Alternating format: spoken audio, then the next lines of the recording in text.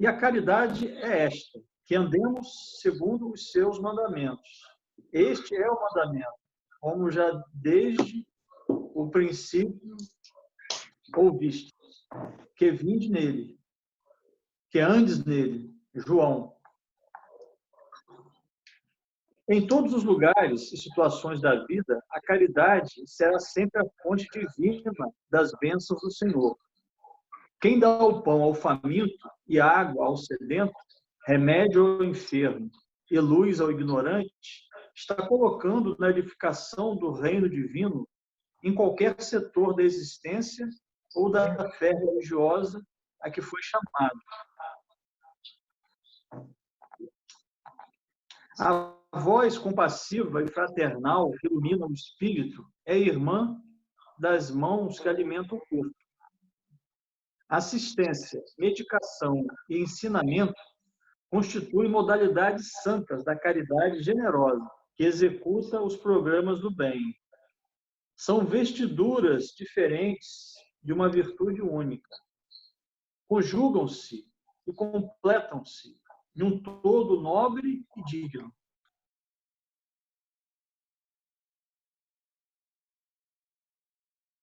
Ninguém pode assistir a outra eficiência se não procurou a edificação, medicará com proveito, não adquiriu o espírito de boa vontade para os que necessitam. E ninguém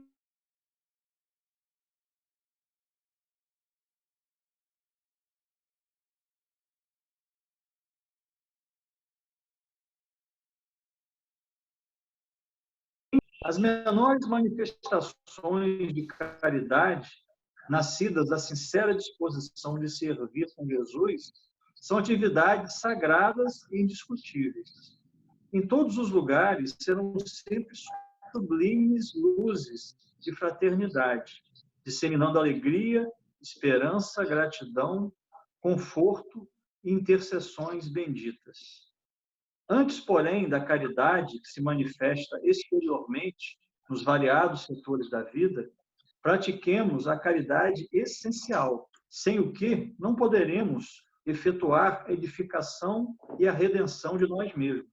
Trata-se da caridade de pensarmos, falarmos e agirmos segundo os ensinamentos do Divino Mestre no Evangelho. É a caridade que vivermos verdadeiramente nele, para que ele viva em nós. Sem esta, poderemos levar a efeito grandes serviços externos, alcançar intercessões valiosas em nosso benefício, espalhar notáveis obras de pedra, mas, dentro de nós mesmos, nos instantes de supremo testemunhos na fé, estaremos vazios e desolados, na condição de mendigos de luz. É uma advertência, né? A gente às vezes foca muito só na caridade material e esquece dessa caridade essencial aí, né? Isso aí. Pensar, falar e agir segundo os ensinamentos do Divino Mestre no Evangelho. Meus irmãos, possamos acalmar nossos corações, levar nossos pensamentos a Deus, a Jesus Cristo, Maria Santíssima, a todos os espíritos benfeitores que assistem aos nossos estudos, aos mentores espirituais, Divino Espírito Santo, que eles possam nos inspirar nessa noite para que possamos ter os melhores resultados desse estudo e aprendizado. Agradecemos mais uma vez essa oportunidade de estarmos aqui juntos, reunidos, buscando o conhecimento espírita, buscando nos esclarecer, estudar, para que possamos solidificar a nossa caminhada evolutiva. Hoje e sempre agradecemos, graças a Deus.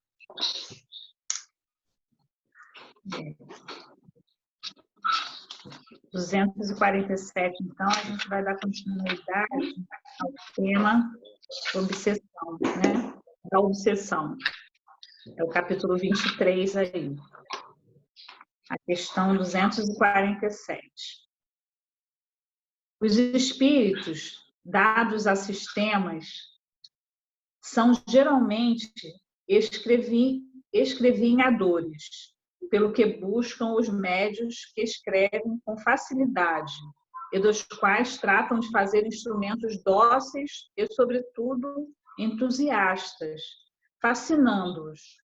São quase sempre verbosos, muito prolixos, procurando compensar a qualidade pela quantidade.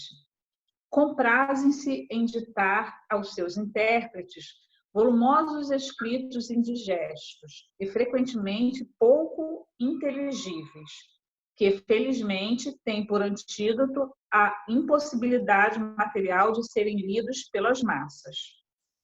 Os espíritos verdadeiramente superiores são sóbrios de palavras, dizem muita coisa em poucas frases.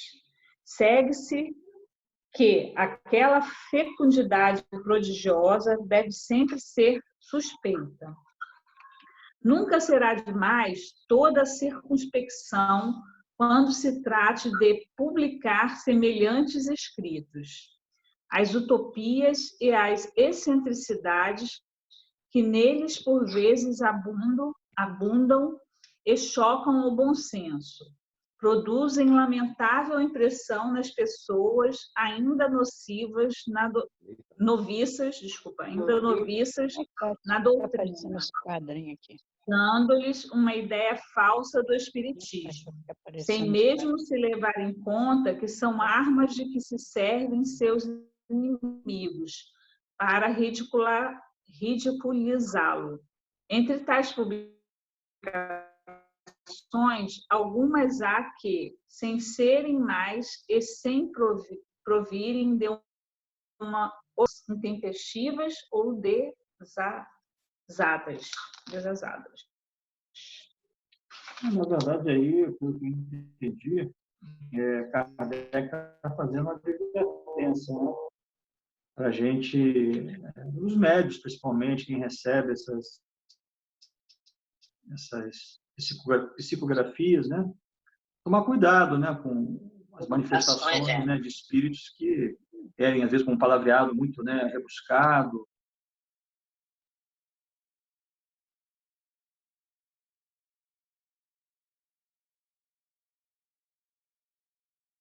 Tudo, né?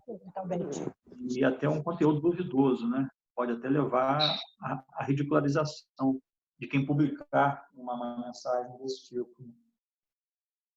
Orar e vigiar, né? Sempre a gente tem que estar antenado aí nesse tipo de manifestação, como hoje também.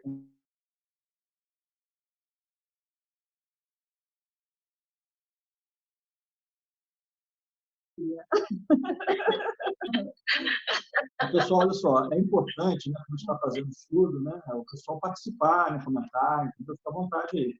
João chegou agora aí, conectou, quem mais se conectou aqui? Né? Lúcia também, ela, o Elcio, Carol, Aparecida, quem mais? Né? Dona Maria, Valéria. Isso aí, pessoal, sejam todos bem-vindos aí. Só a leitura que vai ser por aqui para facilitar para ela, tá? Bom, então vamos lá. Então, 248, né? 248, isso. Acontece muito frequentemente que um médium só se pode comunicar e responde pelos que são chamados por seu intermédio. Nem sempre é nisso, porquanto o fato pode derivar da falta de maleabilidade do médium, de uma afinidade especial sua com tal ou tal espírito. Somente a obsessão propriamente dita, quando o espírito se impõe e afasta intencionalmente os outros, o que jamais é obra de um espírito bom. Geralmente, o espírito que se apodera do médium tendo em vista dominá-lo, não suporta o exame crítico das suas comunicações. Quando vê que não são aceitas, que as discutem, não se retira, mas inspira ao médium um pensamento de se insular, chegando mesmo, não raro, a ordená-lo. Todo médium que se melindra com a crítica das comunicações que faz espírito esse que não pode ser bom, desde que lhe inspira um pensamento ilógico, qual o de se recusar ao exame. O insulamento do médium é sempre coisa deplorável para ele, porque fica sem uma verificação das comunicações que recebe. Não somente deve buscar a opinião de terceiros para esclarecer-se, como também necessário lhe é estudar todos os gêneros de comunicação, a fim de as comparar, restringindo-se às que lhe são transmitidas. Expõe-se a se iludir sobre o valor destas, sem considerar que não lhe é dado tudo saber e que elas giram quase sempre dentro do mesmo círculo. Mais uma advertência aí. Alguém quer comentar sobre essa advertência?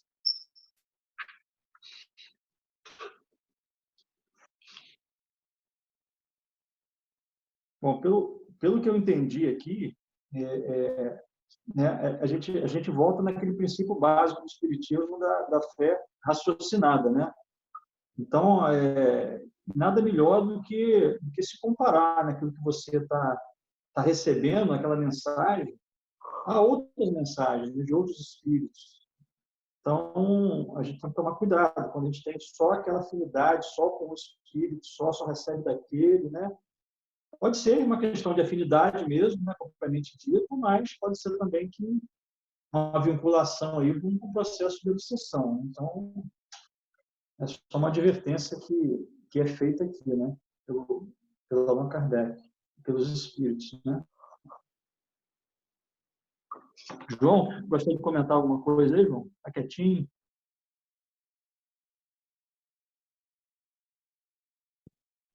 Está ouvindo? Sim. Ah, tá. Não, eu acho que você disse tudo do orar e vigiar, mas se também eu acho que se o médium, ele é o maior beneficiado quando ele se vigia, porque ele é o que o mais tem condições de perceber isso, sabe? Mas eu acho que é algo muito tênue ele conseguir também perceber, já que ainda ele não está obsediado, porque depois da obsessão já instalada, eu acho que só um terceiro consegue observar melhor do que ele. E que se a gente não se melindrasse tanto, a gente deveria aceitar também a visão do médium, que é nosso amigo, que muitas vezes eles são capazes e são portadores de mensagens que a gente precisa ouvir e que naquele momento a gente não tem condições de passar, porque a gente está num quadro de obsessão. Eu acho que isso também é algo importante de se pensar. Muito bem colocado, João. Isso mesmo. Principalmente, né, às vezes, a pessoa que está dirigindo ali a reunião, né, que tem mais experiência, que está, né, acompanhando, né, o processo de perto, enfim. Sim, porque o médium, ele é o que diretamente, dentro da minha ignorância, é ele que tem como perceber melhor essas nuances. Será mesmo que é uma mensagem? Não sou eu? Será que é mesmo este espírito? Eu posso falar só a partir de mim do que eu sinto. Então, muitas vezes eu prefiro não comentar alguma coisa por receio de estar fazendo algo que não deveria ser feito através de uma mensagem.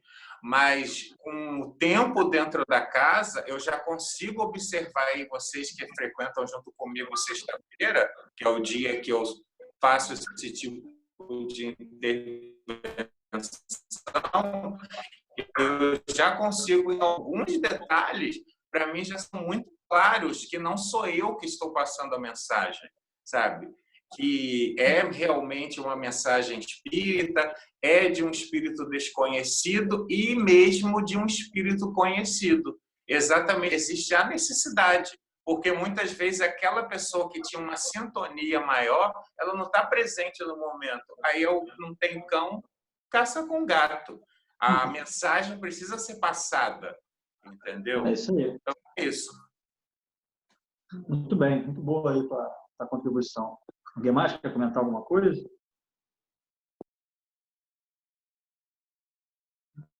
Bom, Eu acho, passar Alexandre,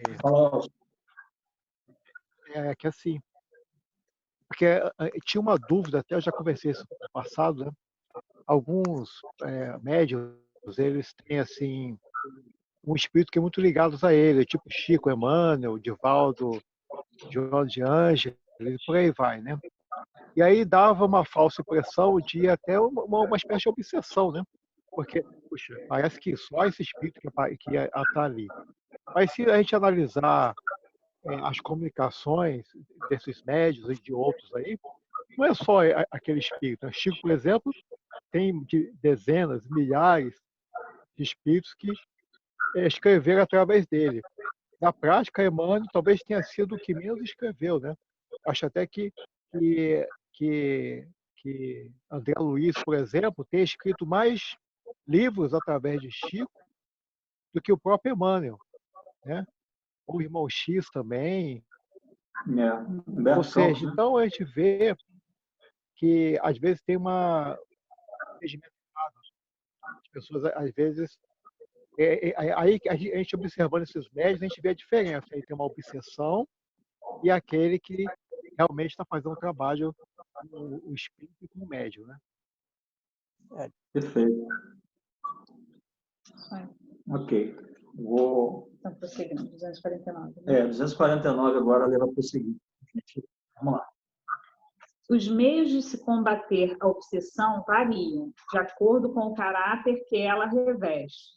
Não existe realmente perigo para o médium que se acha bem convencido de que está a ver-se com um espírito mentiroso, como sucede na obsessão simples.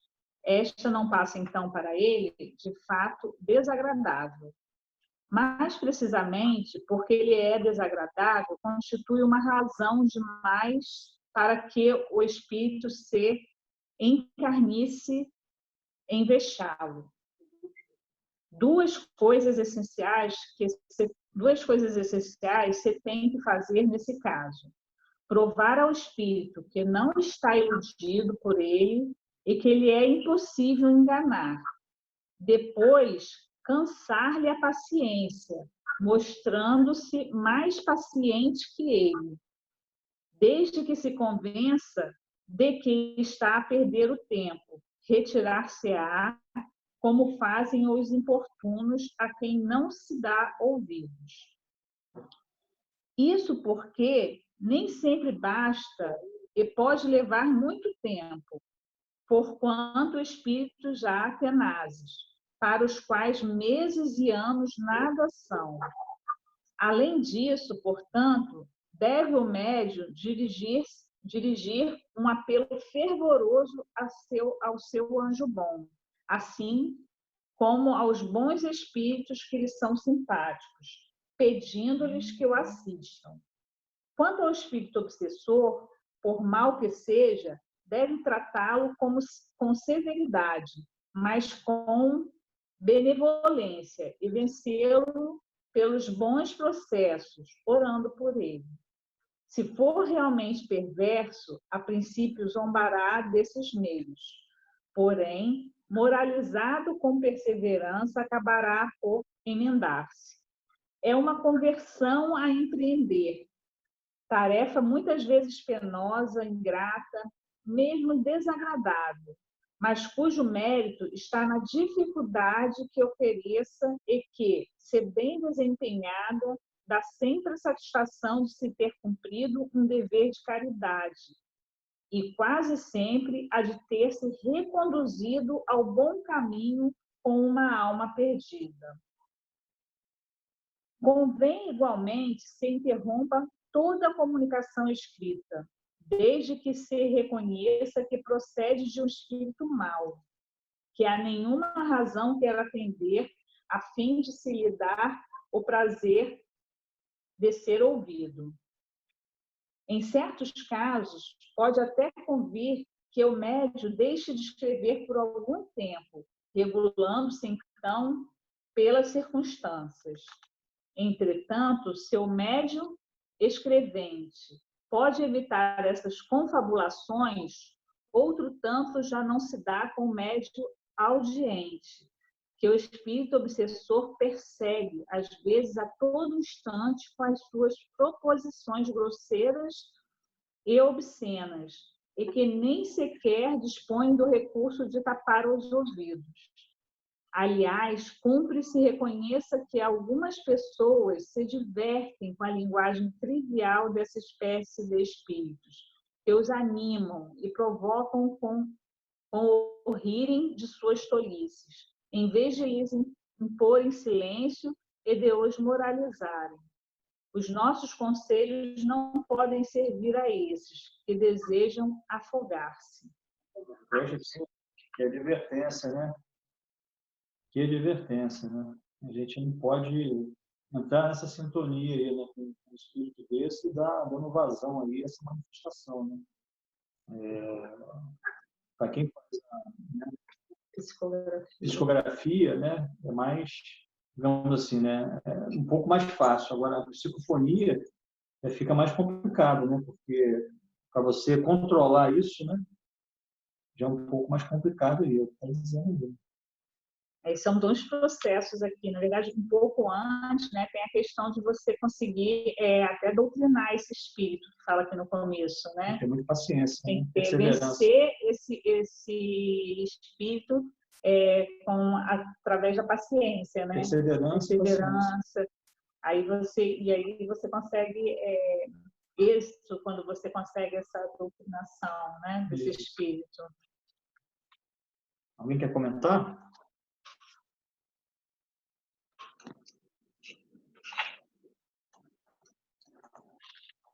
Lúcia está muito quietinha aí, Lúcia. Já está com vídeo, a gente está vendo ela. Vamos lá. Então, vamos continuar. Bom, vamos mais então, mais um pouquinho adiante aí, né? Questão 250, né? 250. Apenas aborrecimentos há, pois, e não perigo, para todo médium que não se deixa ludibriar, porque não poderá ser enganado. Muito diverso é o que se dá com a fascinação, porque então não tem limites o domínio que o espírito assume sobre o encarnado de quem se apoderou. A única coisa a fazer-se com a vítima é convencê-la de que está sendo ludibriada e reconduzir-lhe a obsessão ao caso da obsessão simples. Isso, porém, nem sempre é fácil, dado que algumas vezes não seja mesmo impossível. Pode ser tal o ascendente do espírito que torne o fascinado surdo a toda sorte de raciocínio, podendo chegar até, quando o espírito comete alguma grossa heresia científica, a pô-lo em dúvida sobre se não é a ciência que se acha em erro. Olha só, hein? Como já dissemos, o fascinado geralmente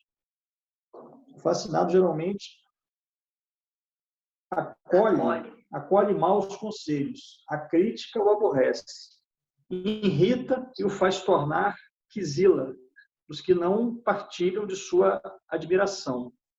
Suspeitar do espírito que o acompanha é quase, aos seus olhos, uma profanação, e outra coisa não quer o dito espírito, pois tudo a que aspira é que todos se curvem diante da sua palavra. Olha só, hein, como é que o orgulho, né, funciona nesse caso aqui, né? Um deles exercia sobre a pessoa do nosso conhecimento uma fascinação extraordinária. Evocamo-lo e, depois de umas tantas fanfarrices, vendo que não lograva mistificar-nos quanto à sua identidade, acabou por confessar que não era quem se dizia, sendo-lhe perguntado por que ludibriava de tal modo aquela pessoa. Respondeu com estas palavras que pintam claramente o caráter desse gênero de espírito. Eu procurava um homem que, se fosse possível manejar, encontrei-o, não o largo, mas, se lhe mostrai as coisas como são, ele vos soltará isto. É o que veremos. Não há cego pior do que aquele que não quer ver. Reconhecida a inutilidade de toda tentativa para abrir os olhos ao fascinado. O que se tem de melhor a fazer é deixá-lo com as suas ilusões. Ninguém pode curar um doente que se obstina em conservar o seu mal e nele se compraz. Aí fica difícil, né? Se a pessoa não reconhece nem que está doente, né, que está em um processo obsessivo, ou coloca até em dúvida, né, como diz aqui, né, coisas que a ciência já provou, né, que são verdadeiras, né? Ou seja, a única voz que ele escuta é daquele espírito. Fica difícil realmente a outra pessoa vir e convencê-lo que ele está em um processo de fascinação, né, que é uma obsessão bem rigorosa aqui, né? Bem forte, né? Algum comentário, pessoal? O Alexandre, é importante que o médium trabalhador, né, ele tenha capacidade de aceitar as críticas que são feitas, para que ele possa também se corrigir, né? Trabalhar mais o segundo, pelo interior, para ver mais as pessoas que estão mostrando os problemas que estão acontecendo. Porque quando é um irmão que chega a casa ou cuidado, os médicos vão trabalhar para ele. Mas quando nos trabalhos mediúnicos existem médicos orgulhosos, eles precisam ouvir os dirigentes das reuniões e aceitar as críticas para que eles possam, então, receber irmãos que aceitem também as advertências. É importante que o médium não tenha orgulho, tenha humildade de aceitar as críticas, para poder também trabalhar a caridade espiritual. É verdade, Valquíria. Acho que todos os... Não, sim. Ouvimos perfeitamente. Quando se trata de médicos que vêm à procura de ajuda na casa, é uma coisa. Mas quando se trata de médico que trabalha nos trabalhos mediúnicos da casa, ele tem que estudar muito em outras situações para evitar esse orgulho de não aceitar que o médico trabalhador, ele também pode estar obsediado. Mas é importante que ele aceite as críticas dos dirigentes dos trabalhos, né? Para que ele se vigie para sair dessa sintonia também. Mas é importante, o mais importante é que ele aceite que ele está vivendo esse processo do obsessivo. Porque tem médico que às vezes deixa a casa porque não aceita isso. Porque acha que está com problema de irmãos ainda, né, sem compreensão. Não aceita essa situação pelo orgulho. É verdade. Eu acho que qualquer trabalho que a gente faça, né, seja na seara espiritual, material, a humildade, né, sempre o principal requisito. A humildade é o trabalho da casa, a humildade de todos os médicos da casa, né? Todos nós nos trabalhos e durante os estudos de todas as obras básicas, nós temos que ter a humildade de entender, de aceitar e de estar sempre aprendendo com todos os irmãos, para que essas coisas não aconteçam nos trabalhos mediúnicos, que é mais importante, porque todos os médicos nós sabemos que todos somos, né? Mas aqueles que estão com essa missão, né? Com esse compromisso, né? Missão com essa prova, eu acho, de trabalhar em benefício dos espíritos, eles têm que ter mais essa vigilância. médium ostensivo, médium trabalhador, tem que se vigiar muito mais do que aquele que é o doente que vem à casa procurar ajuda. Tem uma diferença aí, né? Tem uma diferença aí nessas duas situações, da observação dos trabalhadores ostensivos e das pessoas que vêm à casa procurar ajuda. É diferente. Verdade. Aí eu vi, Valquíria. Me ouviu ou não? Sim, estamos ouvindo. Vamos para frente. Me fez lembrar uma passagem de Chico, né? Quando ele completou 60 anos, né, de trabalho mediúnico. E aí quiseram fazer, né, uma homenagem, né, a Chico, né? Aí, essa mensagem. Consultaram, né, a espiritualidade, né? A espiritualidade buscou uma opinião de uma esfera mais superior ainda. Aí mandaram avisar a Chico que os 60 anos correspondiam a 6 minutos. 6 minutos. Né? Olha a nossa humildade aí, como é que tem que estar presente, né? Porque senão, além do trabalho mediúnico da casa, não corresponder à necessidade dos irmãos que vêm em procura de ajuda, as pessoas vêm também para procurar, também não encontram médicos preparados, porque não são humildes. Né? A simplicidade, a humildade é o que conserva, como diz aí no popular, a força dos trabalhos da casa. Isso aí. De todos os médicos. Bom, se alguém quiser comentar mais alguma coisa, a gente pedir a Sandra para ler mais um item, né? É o 251, né? E é bom que a equipe mediúnica esteja bem sintonizada, que não sinta assim melindres, para não cortar essa harmonia do grupo, para os trabalhos ir com mais intensidade, para ajudar mais os nossos irmãos. Então, a equipe tem que estar bem sintonizada para poder dar esse apoio, essa força, para que os trabalhos tenham êxito, né? A cada trabalho realizado. Muito bem, Ana Maria. É isso aí. Bom, vamos lá, então. 251. A subjugação corporal tira muitas vezes ao obsidiado a energia necessária para dominar o mau espírito. Daí, tornar-se precisa a intervenção de um terceiro, que atue ou pelo magnetismo ou pelo império de sua vontade. Porque a subjugação, a gente viu lá no começo, que independe da vontade do médium, né? Então, isso deve realmente ser desgastante, né, mesmo para o médium, assim. Então, precisa da ajuda de uma terceira pessoa. Em falta do concurso do obsidiado, essa terceira pessoa deve tomar ascendente sobre o espírito. Porém, como este ascendente só pode ser moral, só a um ser moralmente superior ao espírito é dado assumi-lo, e seu poder será tanto maior quanto maior for a sua superioridade moral, porque então se impõe aquele que se vê forçado a inclinar-se diante dele. Por isso é que Jesus tinha tão grande poder para expulsar que naquela época se chamava demônio, isto é, os maus espíritos obsessores.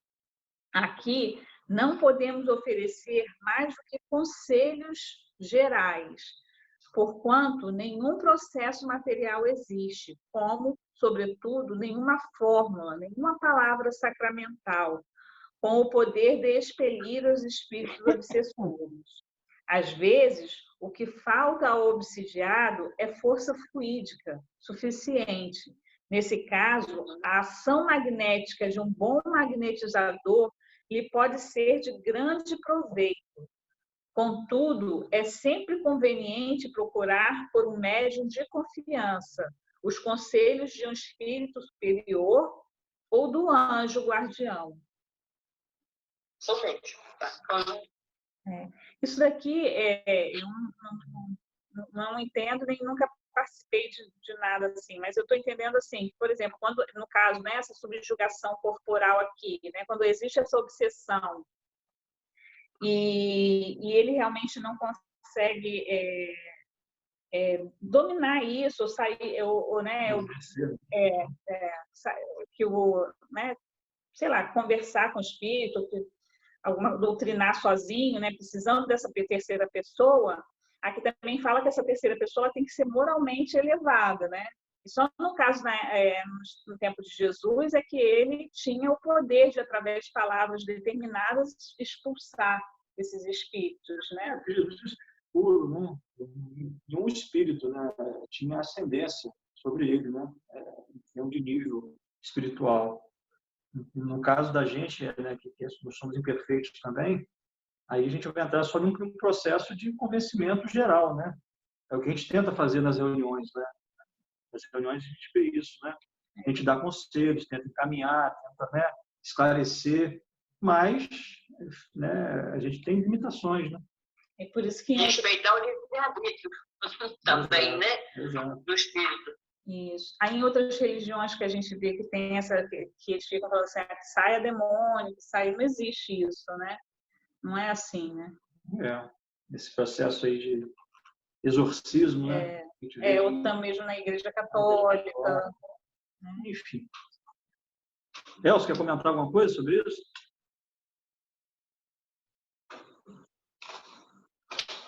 Alexandre, a gente às vezes confunde um pouco, né? As pessoas, às vezes, de fora confundem até mesmo a doutrina espírita com relação, equiparam a ela essas coisas com relação ao demônio e outras coisas assim. Isso é aquela coisa que Kardec fala do desconhecido, né? Quando você não conhece algo, você começa a transformar aquilo numa coisa perigosa para você, até que você realmente cresça, né? Cresça e você começa a entender. Ou até mesmo que uma geração vai embora, porque tem esses problemas, tem certos conhecimentos e preconceitos, né? Que elas são, digamos assim, tão presos que precisa passar uma geração inteira para que aquilo acabe, né? E é por isso que às vezes algumas situações ocorrem para fazer mudanças, né? Algumas gerações precisam ir embora porque elas vão travando o conhecimento das coisas. A mediunidade é um desses campos que anda sempre travado, né? Quando você fala em alguns grupos sobre a mediunidade, as pessoas acham que você é um bruxo, um feiticeiro. O médium sempre é tratado assim. Então, a mediunidade está chegando a hora de sair daquele campo meio obscuro que ainda se encontra e passar para um campo mais claro, né? Como é feito dentro dos centros espíritas, de uma maneira sistemática, educada, uma maneira que as pessoas se instruem sem nenhum vexame ou vergonha e também sem nenhum ato que esteja machucando o próximo, como muitos imaginam aí, né? Que nós fazemos trabalhos para machucar o nosso próximo. Então, eu acho que está na hora da mediunidade sair desse campo obscuro e partir para um campo mais claro. Não é, estou falando dentro do centro, o centro já é assim, mas para o mundo aí fora, né? E talvez essas transformações que nós estamos vendo, a gente não sabe onde que vai dar. Deus sabe, né? Porque esse plano não é nosso, é dele. E aí a gente vai ver onde é que vai parar. Provavelmente a mediunidade vai estar nesse hall de luzes que vão surgir daqui para frente. Assim a gente espera, né? Que todo esse processo aí dessa pandemia sirva de catalisador, né? Para essa evolução, para acelerar esse processo evolutivo, né? Através da desencarnação em massa. Foi o que a gente viu lá, naquele estudo lá dos flagelos destruidores, né? Que a gente fez aí no mês passado. É isso aí. Bom, eu acho que dá para ler mais umazinha aqui, né? Para a gente fechar o estudo. Mas 252 é bem grande. Então, vamos lá. As imperfeições morais do obsidiado constituem, frequentemente, um obstáculo à sua libertação. Aqui vai um exemplo notável, que pode servir de instrução de todos. Havia umas irmãs que se encontravam, desde alguns anos, vítimas de depredações muito desagradáveis. Suas roupas eram incessantemente espalhadas por todos os cantos da casa e até pelos telhados, cortadas, rasgadas e crivadas de buracos, por mais cuidado que tivessem em guardá-las à chave. Essas senhoras, vivendo numa pequena localidade de província, nunca tinham ouvido falar do espiritismo. A primeira ideia que lhes veio foi, naturalmente, a de que estavam às voltas com brincalhões de mau gosto. Porém, a persistência e as precauções que tomavam lhes tiravam essa ideia. Só muito tempo depois, por algumas indicações, acharam que deviam procurar-nos para saberem a causa de tais depredações e lhes darem remédio, se fosse possível. Sobre a causa não havia dúvida. O remédio era mais difícil. O espírito que se manifestava por semelhantes atos era evidentemente malfazejo. Evocado, mostrou-se de grande perversidade, inacessível a qualquer sentimento bom. A prece, no entanto, pareceu exercer sobre ele uma influência salutar, mas, após algum tempo de interrupção, recomeçavam as depredações. Eis o conselho que, a propósito, nos deu um espírito superior. O que essas senhoras têm de melhor a fazer é rogar aos espíritos, seus protetores, que não as abandonem. Nenhum conselho melhor lhes posso dar do que o de dizer-lhes que desçam ao fundo de suas consciências, para se confessarem a si mesmas e verificarem se sempre praticaram o amor do próximo e a caridade. Não falo da caridade que consiste em dar e distribuir, mas a caridade da língua. Olha só, de novo, hein? Pois, infelizmente, elas não sabem conter as suas e não demonstram, por atos de piedade, o desejo que têm de se livrarem daquele que as atormenta.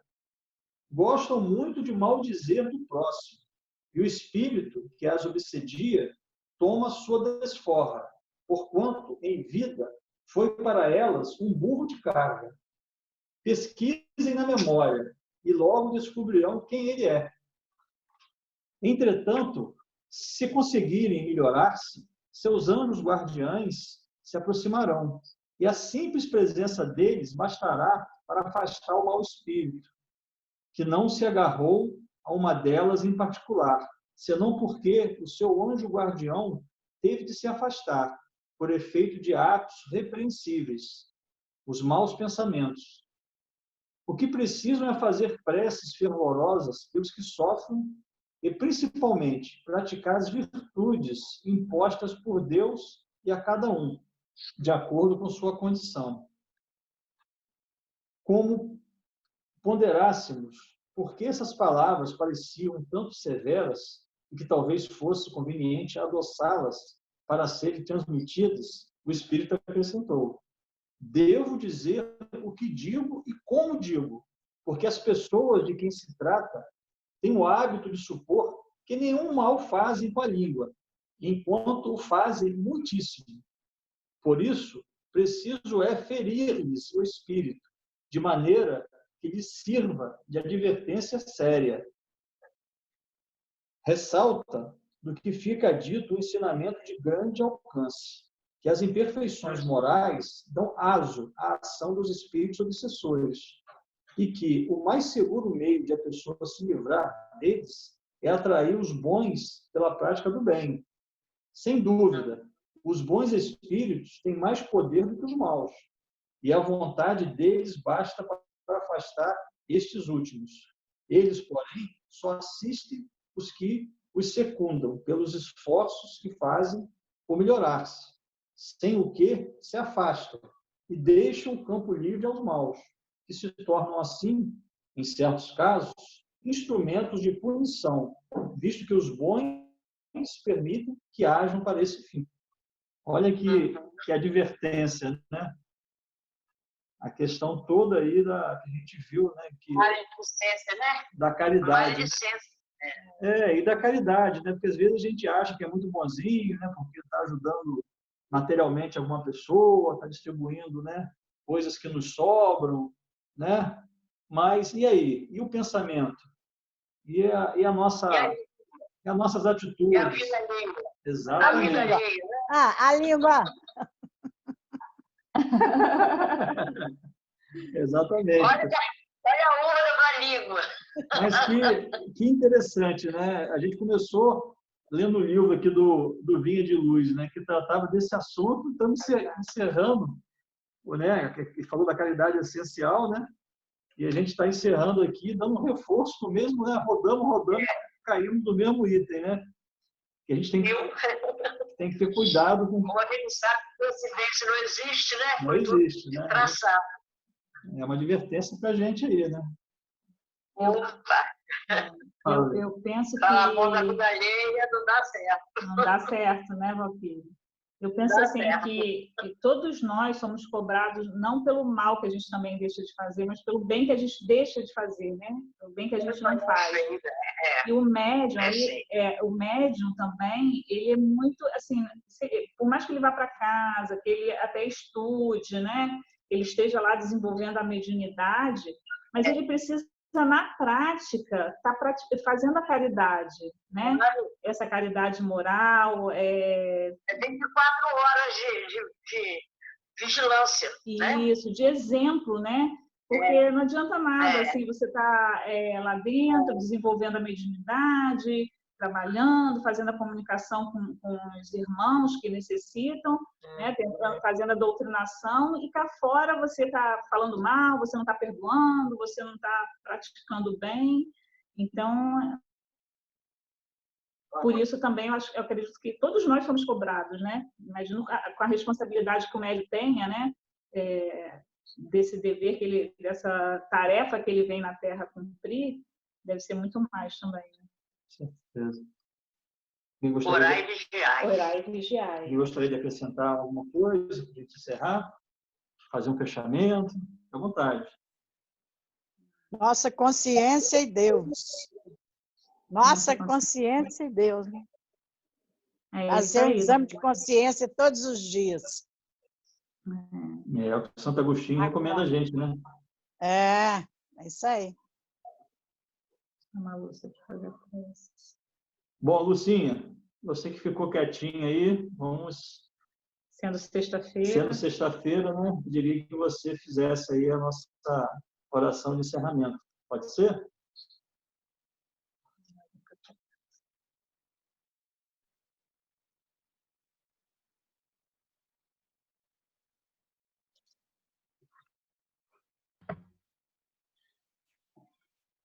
Graças a Deus.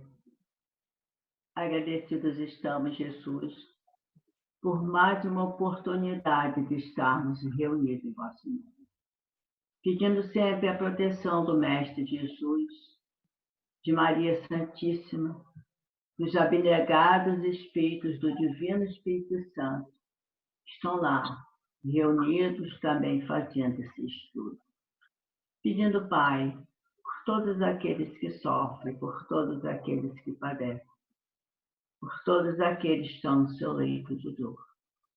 Pedindo, Pai, pelo nosso país, por todos os políticos, Jesus, pelo nosso planeta, que as bênçãos do Pai Celestial se façam junto a cada um de nós, nos dando força, fé, coragem e consciência do que temos que fazer nesta vida. O bem, melhorando principalmente a nós, para que possamos ajudar os outros. Graças a Deus. Graças a Deus. Graças a Deus. Graças a Deus. Isso aí. Hoje eu apareci, deu coisa que melhorou. Isso aí. Beleza. Ó, pessoal, desejo a todos vocês um bom final de semana, né? Jesus nos abençoe e nos proteja aí nesse final de semana. E segunda-feira, se Deus quiser, já temos nosso encontro marcado aqui para estudar o Evangelho. Obrigado, Beijo Alexandre. para vocês, Valéria. Boa noite. Boa noite, gente. Boa noite. Boa noite. Boa noite. Boa noite, ótimo final de semana. Boa noite. Boa noite. Deus. Tchau, tchau. Tchau, tchau. Tchau. Tchau, Valquirinha. Tem só Tchau, segunda. Carolzinha. Tchau, Dona Maria. Tchau, beijo. Beijo. Bom final de semana para todo mundo. Tá bom, querida. Bom final de semana para vocês também. Fiquem com Deus. Amo Tá vocês. bem. Tchau, tchau. Tchau, tchau.